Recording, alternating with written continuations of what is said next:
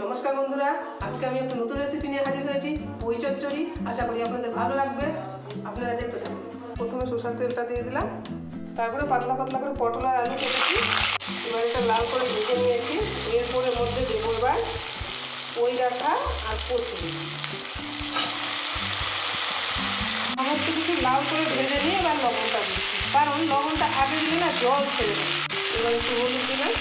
এর মধ্যে আছে সর্ষে বাটা, জিরে বাটা আর লঙ্কা বাটা। আমি অবশ্য শিলনোড়াতেই মশলাটা বাটি, মিক্সি ব্যবহার করি না অত সহজে। আপনারা এর মধ্যে একটু রসুনও দিতে পারেন, কিন্তু যদি নিরামিষ থাকে তাহলে রসুনটা নাই দেওয়াই ভালো। এবার মশলার বাটিটা দিয়ে পরিমাণ মতো জল দিয়ে ঢেকে দেবো। এবার আঁচটা কমিয়ে ঢেকে দেবো। এবার ঢাকাটা উঠিয়ে দেখি কেমন হলো। বাহ, খুব সুন্দর হয়ে গেছে। এই তো সিদ্ধও হয়ে গেছে, খুবই সুন্দর। এবার আমার রান্নাটা শেষ করলাম আমি। এবার আমি ঢেলে নেব।